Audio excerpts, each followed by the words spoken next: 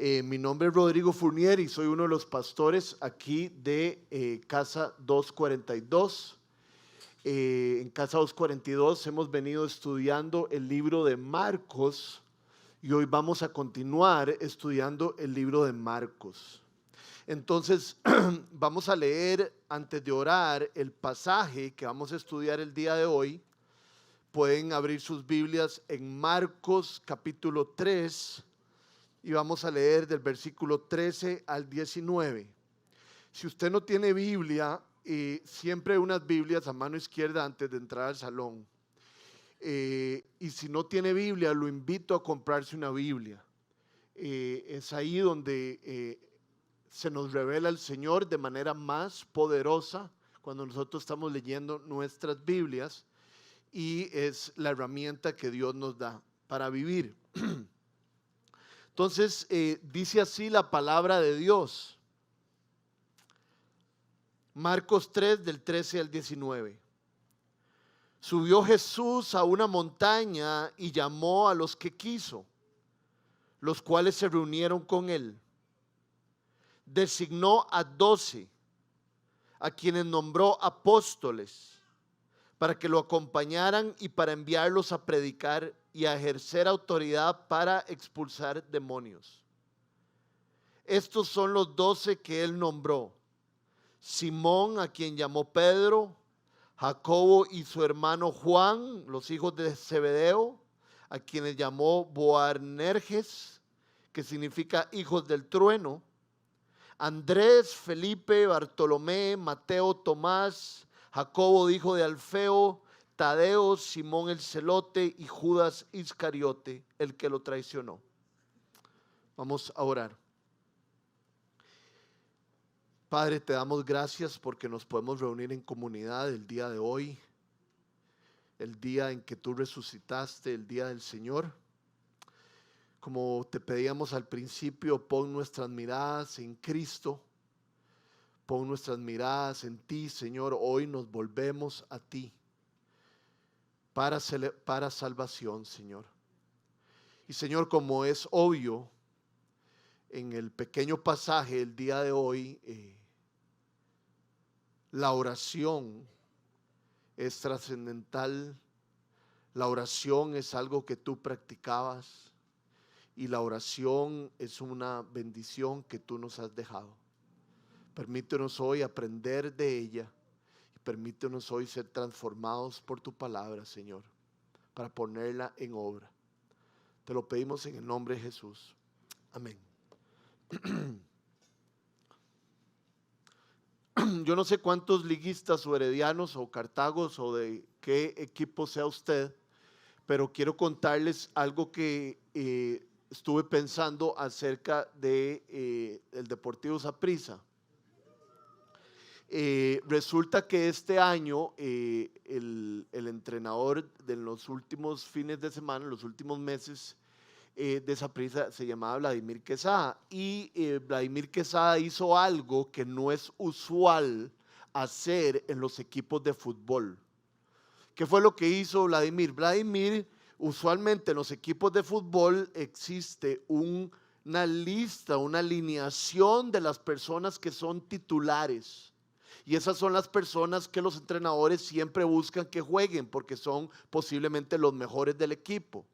Si alguno de los titulares se lesiona, están otros jugadores para ser incorporados y para entrar a jugar.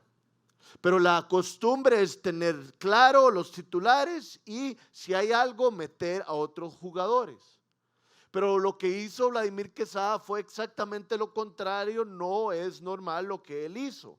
Lo que él hizo fue rotar a muchos jugadores. No había alineación titular. ¿Y por qué les digo esto? Porque esto es exactamente lo contrario que acabamos de leer en el pasaje y lo contrario que vemos en el ministerio de Jesús. Jesús escogió 12 y esos 12 era su alineación titular, y sería la alineación titular, sería la cama sobre cual se desarrollaría la iglesia. Entonces, si leemos otra vez el 13 y el 14, dice, subió Jesús a una montaña y llamó a los que quiso, los cuales se reunieron con él. Y designó a 12, estableció a 12, a quienes nombró apóstoles para que lo acompañaran y para enviarlos a predicar, y más adelante dice a ejercer autoridad sobre los demonios. A mí me parece que debemos de imaginarlos bien. Esta imagen es una imagen sublime, es una imagen lindísima. Jesús ora, y vamos a ver en otro pasaje que es paralelo de la manera en que ora, y después de orar llama a 12 y los establece, los inaugura como sus apóstoles. En una montaña, ese detalle es importante. En la Biblia las montañas tienen un significado muy fuerte, un significado de donde Dios da revelación, un significado de estar cerca del Señor, ¿verdad? Dice el salmista, mi fuerza, mi fe viene de los montes donde está el Señor. Entonces está ocurriendo algo chivísima. Está Jesús con sus discípulos en el medio de una mañana y en el medio de una montaña, y Jesús los está nombrando apóstoles. Les está diciendo que les está autorizando para ir a enseñar todo lo que Él les ha enseñado y les va a enseñar, y para que traigan el reino de los cielos a la tierra. Ojo, eso le dijo Jesús a los apóstoles al principio. Y eso nos dice Jesús a cada uno de nosotros, sus seguidores. Jesús nos envía a cada uno de nosotros a enseñar y a tener autoridad sobre el reino de las tinieblas. O sea, sobre cualquier maldad que existe en el mundo. Esa es la manera en que nosotros traemos el reino.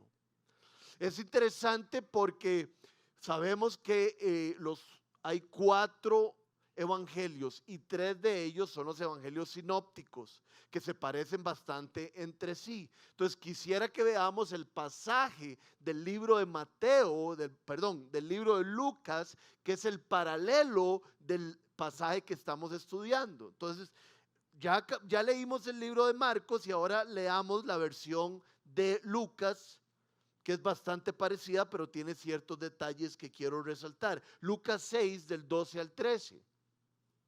Por aquel tiempo se fue Jesús a la montaña a orar, y pasó toda la noche en oración a Dios. Al llegar la mañana, llamó a sus discípulos y escogió a 12 de ellos, a los que los nombró apóstoles. Como podemos ver, el versículo 12 dice que Jesús se apartó a la montaña a orar y pasó toda la noche orando. Eso no nos lo dice Marcos. Y después el versículo 13 dice que al llegar la mañana Jesús llamó a los que había escogido. Marcos no menciona la oración de toda la noche, pero sí menciona la escogencia de los apóstoles. Y lo que tiene Marcos, que no tiene Lucas, es que en Marcos leemos que Jesús los mandó a enseñar y a ejercer autoridad. Como que Marcos es más práctico y Lucas nos da como la filosofía por atrás. El texto es pequeño y el texto es bastante simple, pero al principio no vamos a basarnos en la enseñanza más poderosa, más central de este pequeño texto, sino que quisiera aprovechar la mayor parte del tiempo en hablar de la oración en general, y después vamos a aterrizar en el versículo 13 y en el versículo 14, porque después los otros versículos simplemente nos dan los nombres de los 12 apóstoles. Entonces, parquémonos un rato de qué significa orar. Tim Keller dice: la oración es una conversación continua con Dios, que ha comenzado por medio de su palabra y su gracia, que eventualmente se convierte en un encuentro completo con Él. Vamos a leer diferentes frases acerca de la oración y de este autor que se llama Tim Keller, que acaba de morir hace unos meses. Y quiero ir resaltando palabras que son muy claves. Dice que la oración es una conversación continua con Dios. Entonces tenemos que entender que la oración es una conversación, es algo flexible, es algo relajado, si lo podríamos decir de esa manera. Es algo natural que podemos tener con Dios. No necesita ser en voz alta, no necesita ser en un lugar oscuro o solitario. Dice el 1 Tesalonicenses 5:17, oren sin cesar. Si la Biblia nos dice oren sin cesar, es porque se puede orar sin cesar, se puede orar durante todo el día. Es una conversación continua. Interesante que dice que la conversación nace de la palabra y de la gracia de Dios. ¿Por qué? Porque una vez que nosotros encontramos la voluntad de Dios, encontramos refrigerio en su palabra, somos motivados a orar, a dar gracias, a interceder. Y cuando nos damos cuenta que Dios ha tenido gracia con nosotros, que Dios nos ha perdonado nuestros pecados, porque Cristo murió en la cruz por nosotros, esa misma gracia nos lleva a seguir orando y a tener un encuentro completo con Dios.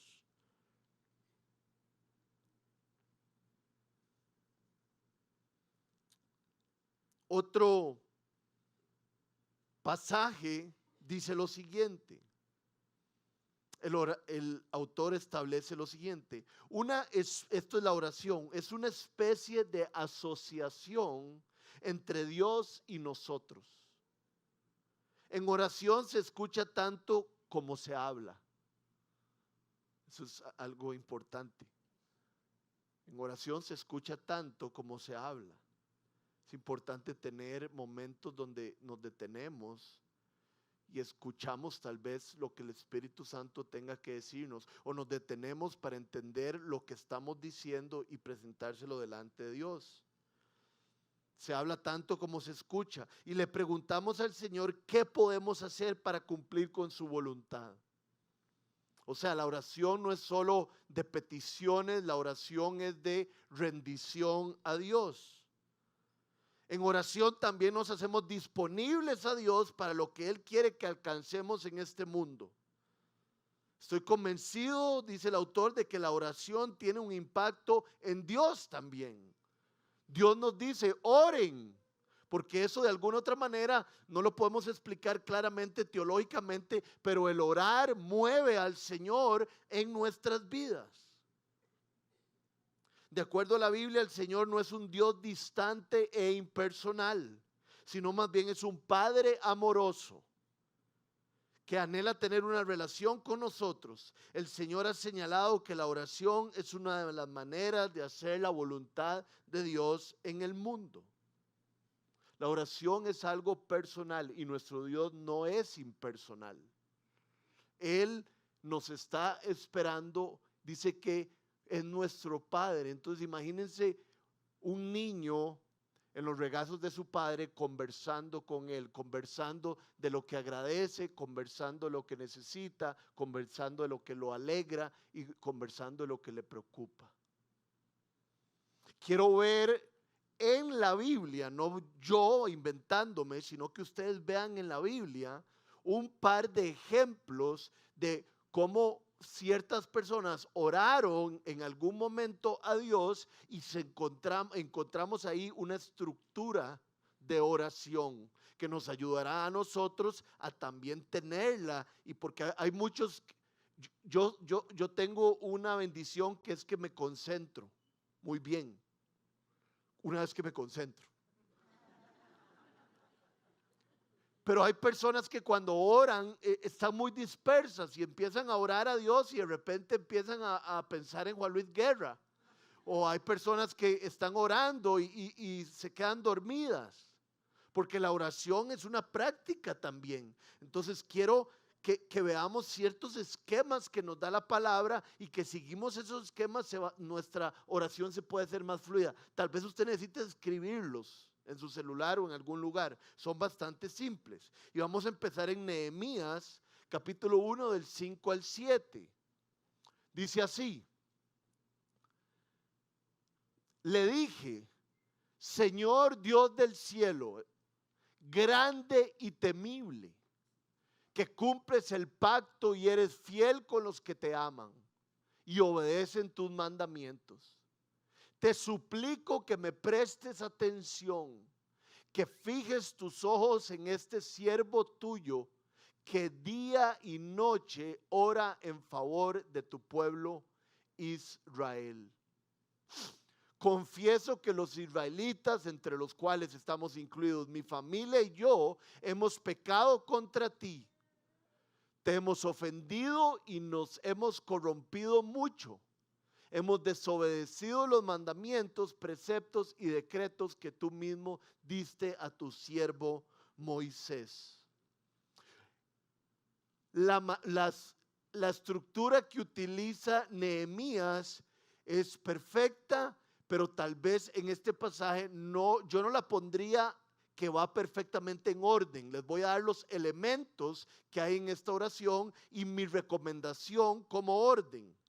Como pudimos ver, Nehemías ora y adora a Dios, pone a Dios en su lugar perfecto, y esto se pone a Nehemías en el lugar que él tiene.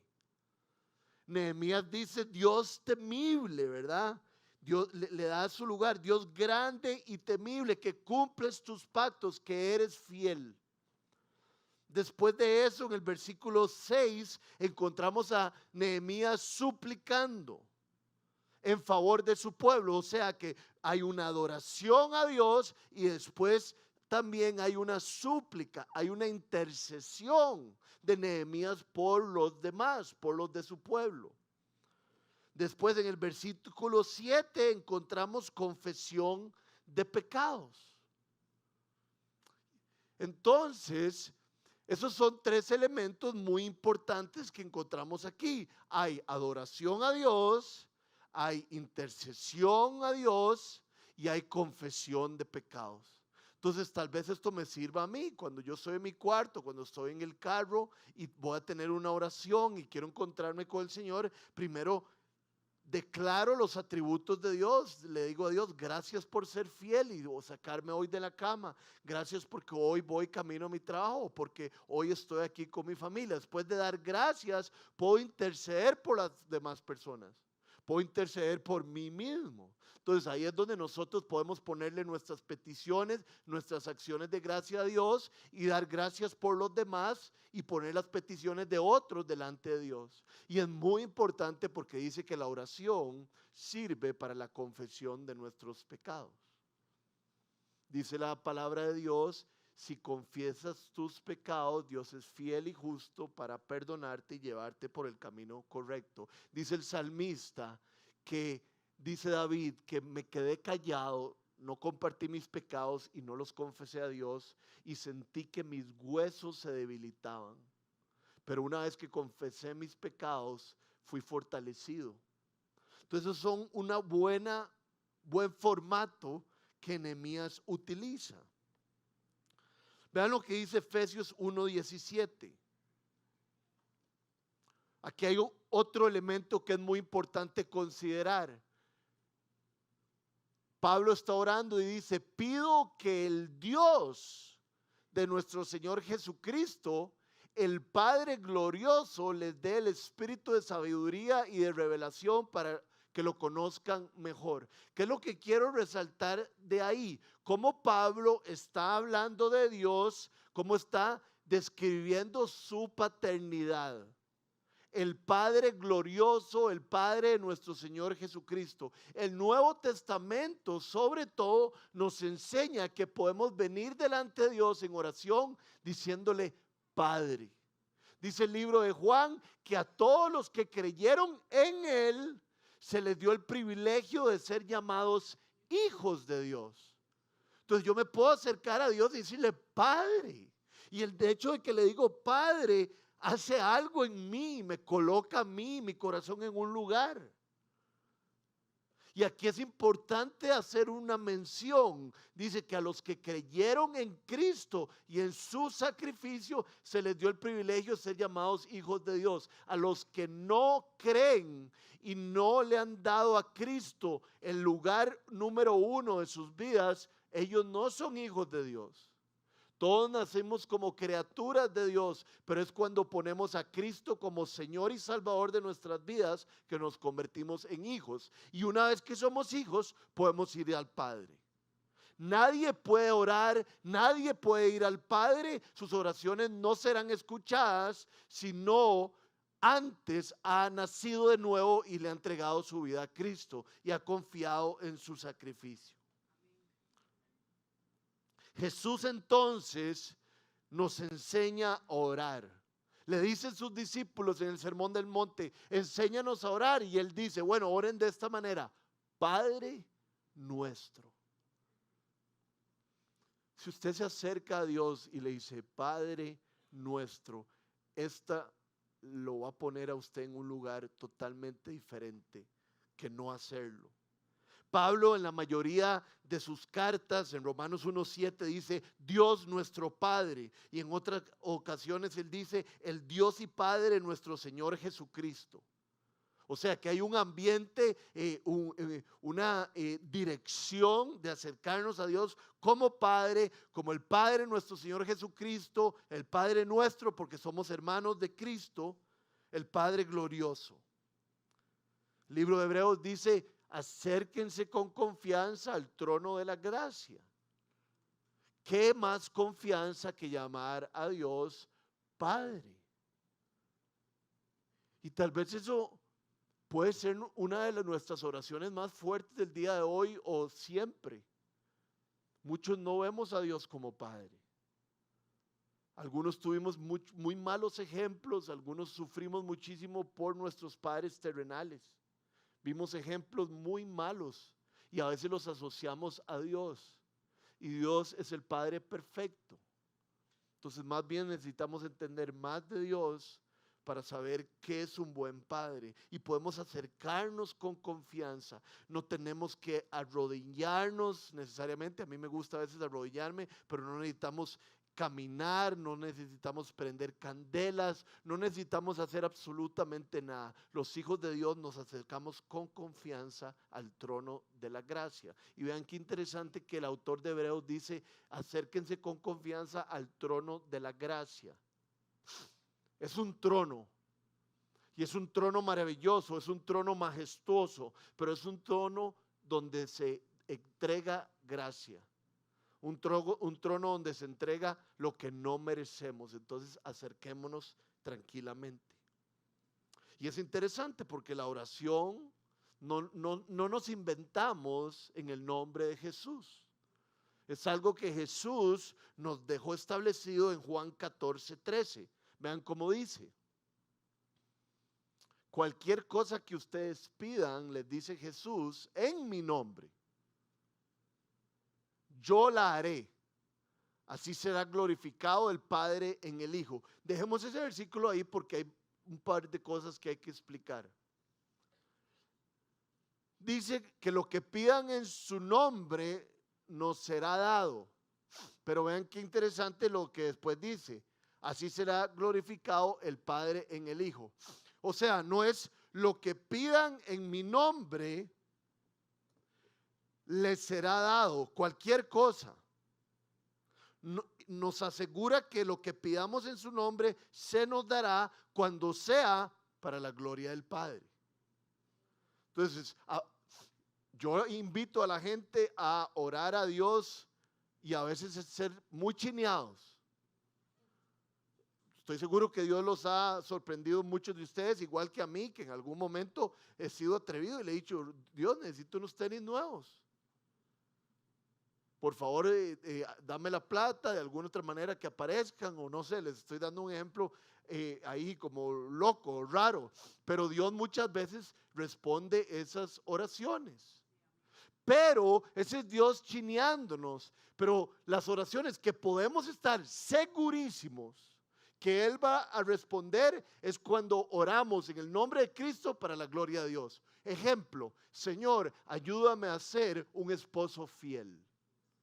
Si yo oro para ser un esposo fiel, eso le trae gloria a Dios. Entonces puedo estar seguro que si estoy orando por eso, Dios quiere entregármelo. Entonces aquí hay como una enseñanza de oración. ¿Por qué cosas está orando usted? ¿Por cosas que le dan gloria a Dios? por cosas que cambian su vida y lo hacen brillar delante de todos, es un reto. Y obviamente el Espíritu Santo tiene un rol protagonista en todo esto. No vamos a entrar a todo lo que tiene que ver el Espíritu Santo en cuanto a la oración. De hecho, ayer fue interesante. Ayer me tocó orar por una muchacha señora, y no les voy a decir que considero una muchacha señora.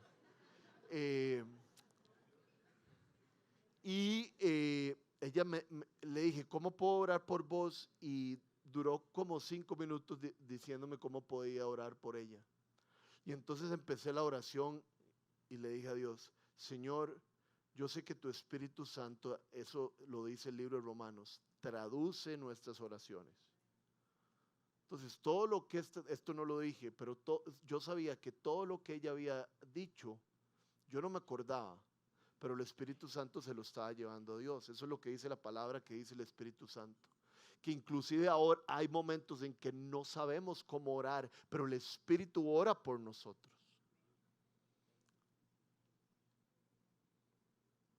Jesús se convierte en nuestro modelo de oración. Y ahora sí quiero que vayamos al texto.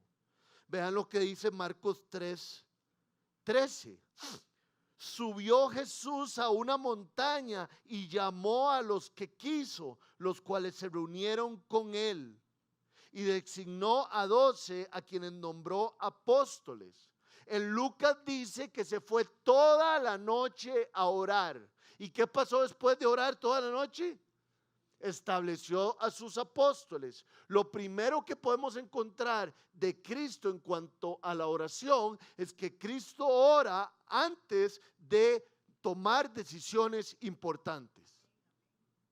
Jesús no oró como algunos oramos rápidamente cuando tenemos hambre antes de los alimentos. Jesús iba a tomar una de las decisiones más trascendentales de su vida. Y entonces oró y oró y oró y tuvo comunión con el Padre para tomar una decisión importante. La pregunta para Rodrigo y para ustedes es: oro, consulto, le pongo delante de Dios todas mis decisiones y mis decisiones importantes.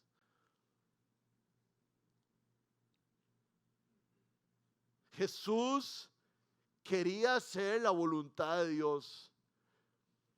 Hay algo que nosotros a veces no entendemos. Los primeros discípulos de Jesús eran cientos. Y después Él escogió a 12. O sea que de esos cientos pudo haber escogido a muchas.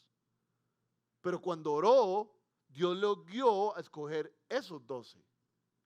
Entonces, ora usted antes de tomar decisiones importantes. El otro día recibimos una capacitación de unos misioneros.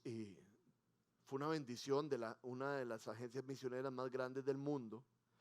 Y porque gracias a Dios creo que nuestra comunidad está creciendo en el entendimiento de que existimos no para engordarnos, sino para más bien enviar misioneros y enviar personas para que planten iglesias. Y entonces nos llevamos muy bien con estos misioneros, tuvimos un tiempo increíble, aprendimos muchísimo. Y eso fue hace unos meses, y la semana pasada me llegó un correo de uno de esos misioneros que viven en Panamá y me dijo que la agencia misionera a la cual él pertenece va a tener una conferencia el próximo año, a medio año, muy importante en Indonesia. Y me lo estaba diciendo porque ellos pensaban que era una muy buena idea que yo fuera a Indonesia. Y pensaban que era una muy buena idea y además iban a cubrir todos los costos para que yo fuera a la conferencia.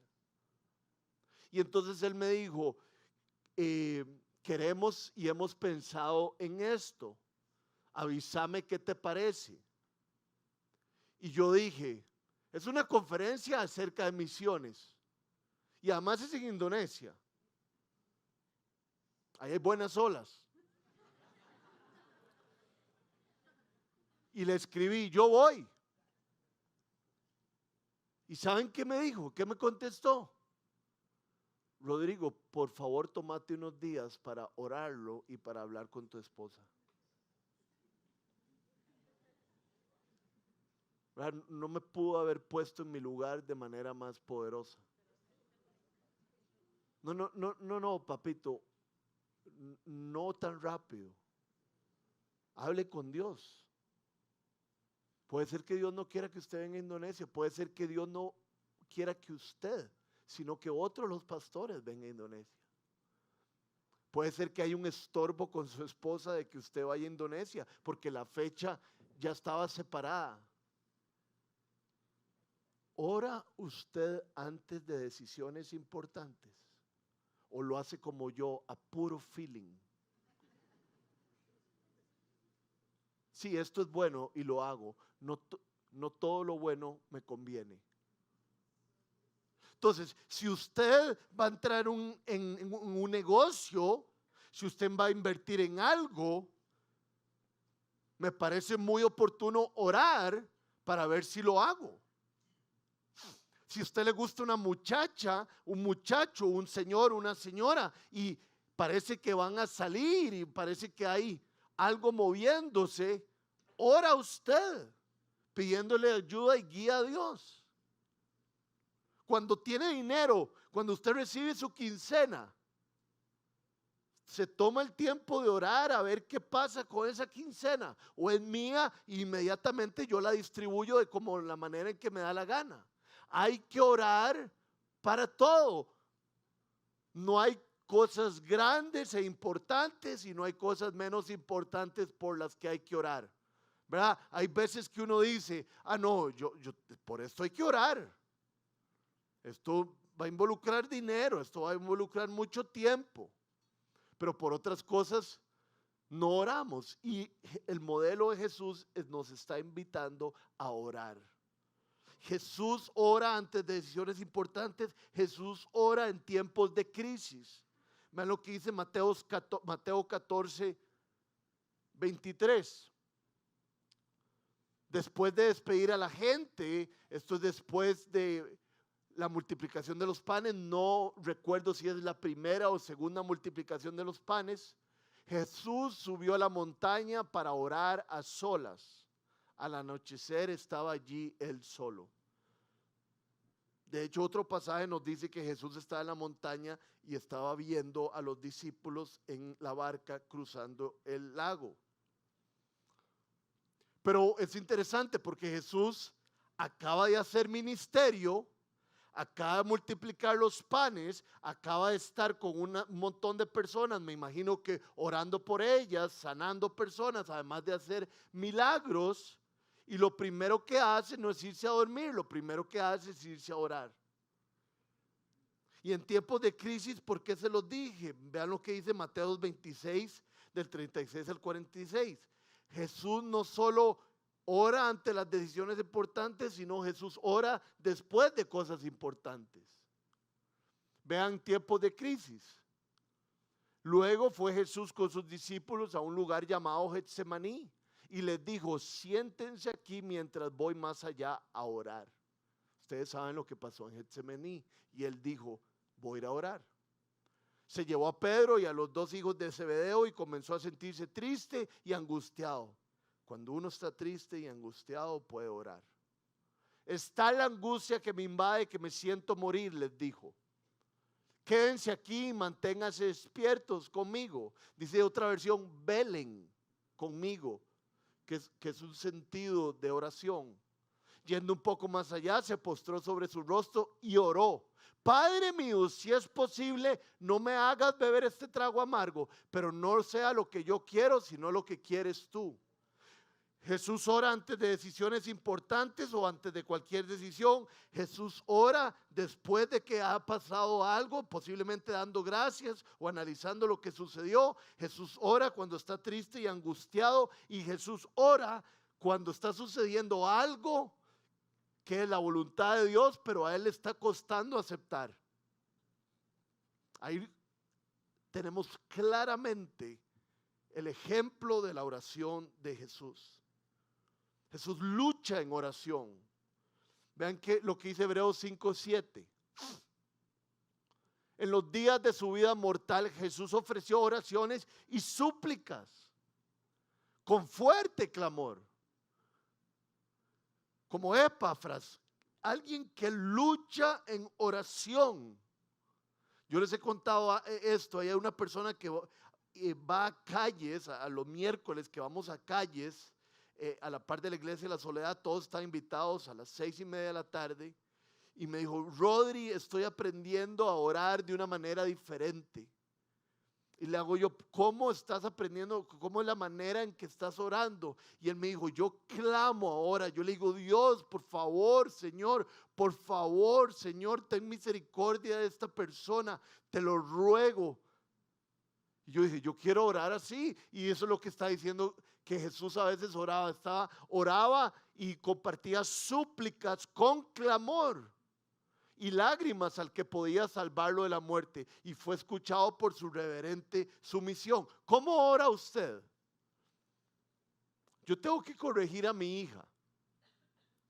Ella tiene 7 años y siempre, si no es que la corrijo, es: hola Jesús, gracias por este día. Te pedimos que nos ayudes a pasarla bien. Yo le digo: mi amor, perfecto que ores de esa manera, pero es que cuando nosotros oramos estamos teniendo una conversación con Dios, y entonces no necesariamente tenemos que repetir siempre lo mismo. Tenemos que hacerlo desde el corazón y también cambiar nuestras palabras. No es como recitar, es decirle lo que está en nuestro corazón. Hola Jesús, gracias por este día. En cualquier momento, en cualquier lugar. Hola Jesús, gracias por este día. No es una repetición de palabras. Yo sé que tiene 7 años, pero es bueno empezarlos a instruirlos. ¿Cómo ora usted en automático?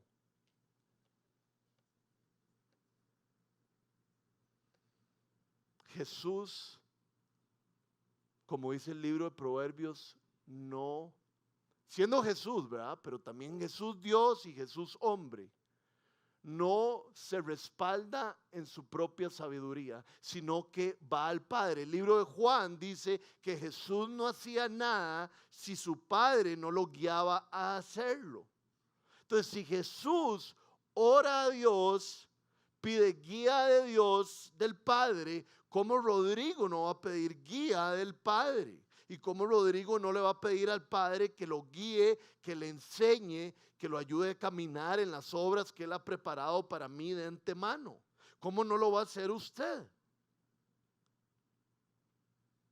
Me encanta lo que hace Salomón en 2 Crónicas 1, del 7 al 10. Lo acaban de establecer rey y vean lo que ora. Aquella noche Dios se le apareció a Salomón y le dijo: pídeme lo que quieras. ¿Qué hubiera pedido usted? Si es liguista, yo sé lo que usted hubiera pedido. Hoy estoy dándole duro a los liguistas, discúlpenme. Aquella noche Dios se le apareció a Salomón y le dijo: pídeme lo que quieras. Y Salomón respondió: tú trataste con mucho amor a David mi padre, y a mí me has permitido reinar en su lugar. Señor y Dios, cumple ahora la promesa que le hiciste a mi padre David. Muchas veces es una manera de orar también: Señor, cumple tu pacto. Señor, tú me dijiste, Señor, tú dices en tu palabra. Es una manera de recordarle a Dios y recordarnos a nosotros los pactos que Él hace con nosotros, lo que ha hecho aquí en la palabra. Y le dice Salomón: pues tú me has hecho rey de un pueblo tan numeroso como el polvo de la tierra. Yo te pido sabiduría y conocimiento para gobernar a este gran pueblo tuyo. De lo contrario, ¿quién podrá gobernarlo? Salomón se da cuenta que tiene una tarea difícil por delante, y lo primero que hace es pedirle sabiduría a Dios para llevarla bien. Yo no sé qué tarea tenga usted por delante, puede ser grande o pequeña, pero qué lindo entender y ver cómo lo hacía Salomón. Me has puesto en un lugar de privilegio, Señor, y quiero aprovecharlo, quiero hacerlo para tu gloria. Dame sabiduría, por favor, porque yo no tengo lo suficiente. Ahora están naciendo un montón de bebés aquí en la iglesia, gracias a Dios. Y he escuchado muchísimas veces, porque yo a mi hija no la recibí recién nacida, la recibí como de 10 meses. Pero he escuchado muchísimas veces que cuando un padre recibe a un recién nacido, o está muy alegre o está a punto de entrar en pánico, porque se da cuenta que esa criatura de ahora en adelante es su hijo, su hija, y depende de él. No sé si así se sintieron algunos de ustedes que son padres o madres, pero ese hueco de que ¿qué voy a hacer? Nunca he hecho esto, necesito a Dios. Creo que es algo que le deberíamos pedir a Dios que nos dé en cualquier momento. Señor, yo no puedo con esto. Por favor, te necesito en cualquier circunstancia. Antes de cualquier cosa, hay una historia bonita. Había un general del ejército de los Estados Unidos en la Segunda Guerra Mundial de apellido Gordon. Y por supuesto siempre salían del campamento donde estaban para luchar y tener una batalla, y después regresaban al lugar donde estaban asentados. Y era vacilón, interesante, lindo, porque en el campamento, en la tienda donde vivía el capitán Gordon, siempre antes de cualquier batalla, a veces se veía un pañuelo puesto en el poste. Y cuando todo el mundo veía el pañuelo puesto en el poste, en la tienda de campaña del general o del capitán Gordon, sabía que no lo podían interrumpir porque el capitán Gordon estaba orando. O sea, como en un hotel que dice no molesten. El capitán Gordon era más especial que eso, no decía no molesten, sino que ponía su pañuelo y decía antes de ir de batalla yo tengo que orar y por favor no me interrumpan porque es algo muy importante. Todo el mundo ha escuchado esa frase de Martin Luther King que decía: cuando yo tengo un día ocupado, oro durante 1 hora. Cuando sé que tengo un día terriblemente ocupado, oro por 2 horas.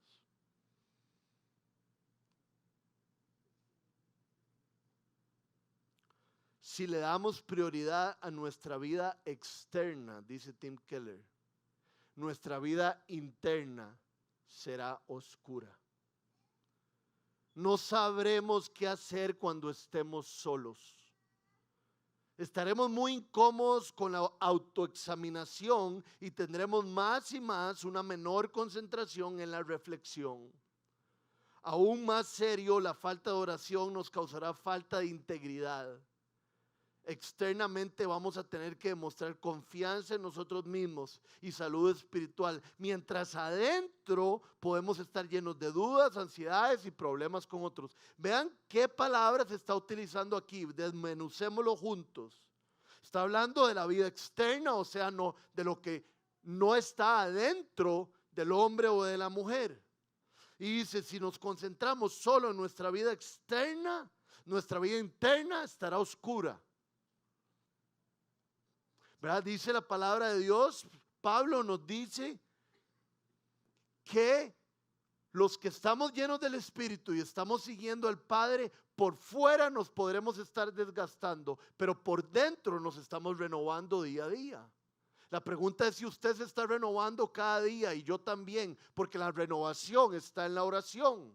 Entonces dice, si le damos prioridad solo a nuestra vida externa, ¿verdad? Porque para orar hay que tener fe.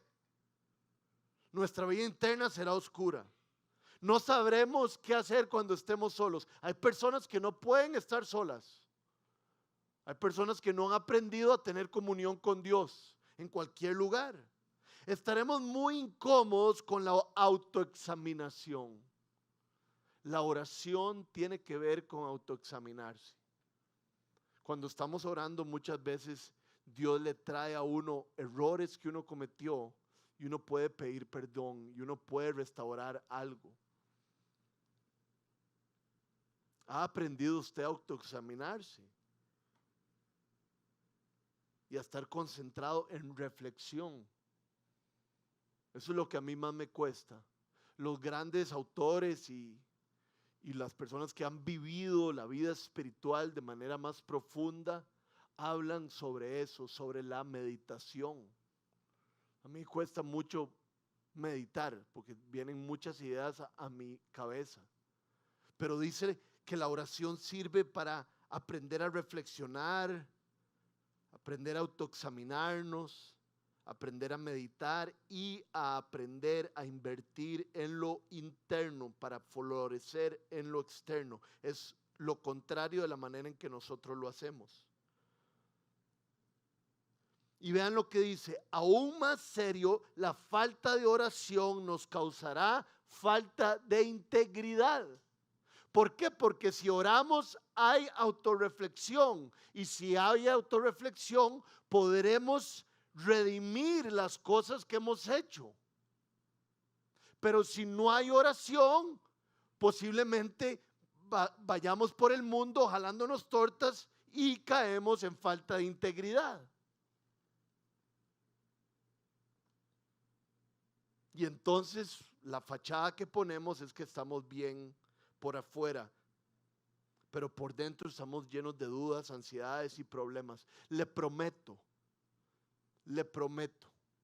porque lo he experimentado y sé que muchos de ustedes también, cuando uno es un hombre de oración, cuando uno busca al Señor continuamente, las dudas, las ansiedades y los problemas con otros empiezan a desaparecer.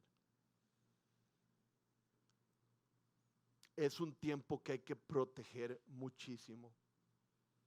¿Y saben qué? Es lo primero que se va. Estamos tarde, la oración se va. Estamos ocupados, la oración de último. Ahora que siempre que alguien va a empezar un grupo de vida, que ahora vamos a empezar varios de mujeres, ya están llenos, entonces tienen que esperarse para el futuro. Yo les digo, vean, muchachos, por experiencia propia, si estamos 1 hora y media juntos, no lo voy a decir en porcentaje porque no lo puedo decir porque soy muy malo en matemática. Entonces lo voy a hacer con las manos. Si nosotros estamos 1 hora y media juntos en un estudio de Biblia, yo quiero que esta parte sea para vacilar, para comer, para ponerse, ¿cómo se dice? Al día. Esta parte. Quiero que la parte de la enseñanza de la Biblia sea así. Y quiero que la parte de la oración sea así. Usualmente un grupo de vida, una reunión de cristianos es vacilar, comer, tener una enseñanza de la Biblia y si sobra tiempo orar. Pero tenemos que luchar porque esté ese tiempo y ese tiempo esté en nuestra casa y ese tiempo nosotros lo aprovechemos y peleemos por él. A mí las mañanas, muchas mañanas me dan miedo. Siento como temor, ansiedad de qué va a pasar en el día, si lo voy a lograr, si tengo un montón de cosas que hacer. Por supuesto que mi refugio es el Señor.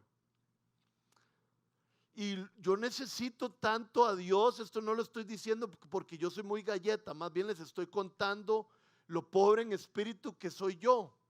Necesito tanto estar con Dios en la mañana que necesito proteger de cualquier manera poder hacerlo. Y resulta que los miércoles yo llevo a la escuela a mi hija. Dios guarde, diga kinder, porque inmediatamente me corrige. Y entonces ese día me tengo que levantar bien temprano y ese día no me da tiempo de orar en la casa, no me da tiempo de tener mi devocional en la casa. Entonces, ¿qué hago? Meto la Biblia y meto mi devocional en el carro. Voy a dejar a la escuela, me parqueo en el gimnasio y me quedo 20 minutos en mi carro, haciendo mi devocional, orando y leyendo la Biblia. Porque si no, mi día no va a ser igual. Voy a hacer un montón de tonteras y no voy a estar lleno del Espíritu. Entonces yo aparto ese tiempo y lucho por ese tiempo. Dios me ha iluminado a hacer eso. La pregunta para ustedes es que si hacen lo mismo los miércoles conmigo, y los lunes y los martes y todo el tiempo, o si es lo que sobre, si se puede. No, si se puede todo esto, pero lo importante es la oración y estar con el Señor. Y debemos de demostrar eso y ser ejemplo en nuestras familias de eso, porque no solo demostramos nuestra necesidad del Señor, sino demostramos nuestro anhelo de conocerlo. Vean lo que dice Santiago 5:16. Por eso confiénsense unos a otros sus pecados y oren unos por otros para que sean sanados. La oración del justo es poderosa y eficaz. Rodri, estás hablando de oración, entonces ¿por qué estás poniendo eso de confesar unos a otros sus pecados y orar unos por otros? Para hacerles esta pregunta, ¿hay personas que oran por usted? A veces yo me he dado cuenta, ¿verdad? Como me toca muchas veces enseñar aquí, y me doy cuenta que enseño y me voy para la casa y nadie oró por mí. Yo oré por gente. Y entonces cuando alguien más está enseñando aquí, yo procuro venir aquí adelante para que oren por mí. Pero la verdad no tengo eso tan metido en mi ADN. Oren por mí, por favor, oren por mí. Si lo digo, lo hago en emergencia, pero no tiene que ser en emergencia. Por favor, Pablo nos está invitando, confíense sus pecados unos a otros y oren unos por otros. Tiene usted un chat con guerreros de oración. El otro día me contó, creo que fue mi esposa, que este escritor muy famoso, muy respetable, uno de los mejores escritores cristianos, que se llama John Piper, cuando sale a escribir un libro, que se va una semana, 2 semanas, 3 semanas a escribir un libro, él se asegura de pedirle a 5 familias que estén orando por él. Voy a ir a escribir un libro. Vean que no es que se está divorciando. Voy a escribir un libro. Entonces necesito estar acompañado y respaldado del Espíritu. Entonces pueden ustedes los Rodríguez y pueden ustedes los Fournier y pueden ustedes los Beche y pueden ustedes los Esteves estar orando por mí. Se comprometen. Y así puede ser con nosotros. Rogelio, Fernanda, no me suelten, por favor. Por favor, estén orando por mí. Qué privilegio que podemos hacer eso. Eso es comunidad. Yo espero que si nadie está orando por usted, hoy usted en la tarde mande un par de WhatsApps o más aún y les diga, hoy aprendí en la iglesia que cuando oran por mí, Dios hace algo por mí y Dios me protege. Entonces vos puedes empezar a orar por mí y yo oro por vos. Mándame un WhatsApp siempre que empeces a orar por mí.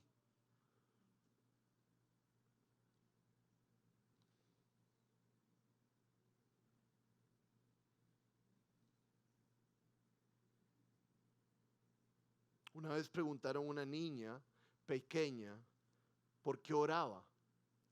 Y ella contestó, porque sé que Jesús me está escuchando. Y entonces le dijeron, ¿por qué sabes que Jesús te está escuchando? Porque aquí adentro de mi corazón yo estoy muy contenta y Él me llena de contentamiento.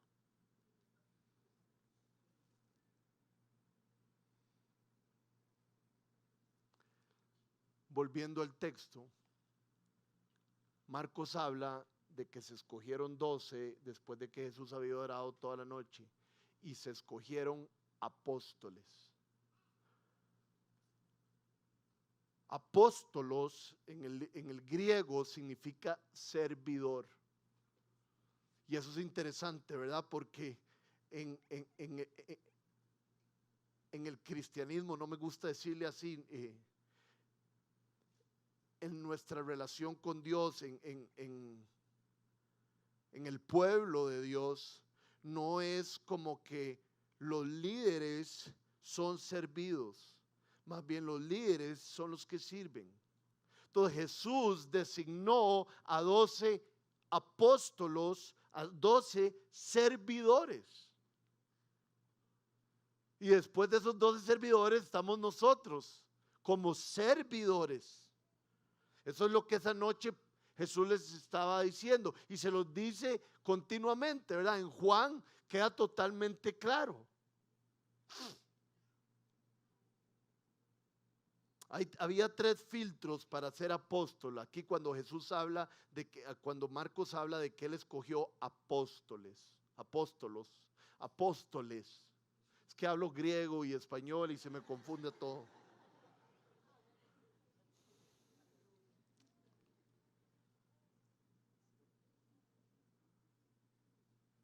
Había 3 filtros para ser un apóstol. Había que haber hecho ministerio, había que haber compartido el ministerio con Jesús, tenía que haber sido un testigo ocular de Jesús resucitado, ¿verdad? Cuando Jesús se les aparece. Y después tenía que ser una persona comisionada por Cristo. Aquí Jesús los está comisionando. Vayan y enseñen, dice Marcos, y ejerzan autoridad. Apóstol, ¿qué se necesita para ser apóstol? Haber hecho ministerio con Jesús, como estos 12. Se necesita haber sido comisionado por Jesús, como Jesús los está bendiciendo y les está diciendo. Y se necesita haber sido un testigo ocular de su resurrección. Tomás, ¿se acuerdan? No lo vio al principio, pero después lo vio. O sea, paréntesis, cualquier persona que se autodenomine apóstol está haciendo algo muy incorrecto. Porque solo hubo 12 apóstoles, uno se quitó la vida y se añadió otro. De ahí se acabaron. Yo no sé si usted o su primo o su tía, no importa, va a un lugar donde el pastor se llama apóstol, pero esa es una bandera roja. Porque este hombre se tiene que autodenominar de esa manera para dar una imagen de poder. Si acabamos de ver que apóstolos es servidor. Tengan cuidado con esas iglesias, tengan cuidado con esas personas, porque están enseñando algo que no enseña la Biblia. ¿Y por qué lo digo? ¿Por qué Rodri tan necio? Porque es mi llamado también a hacer esto.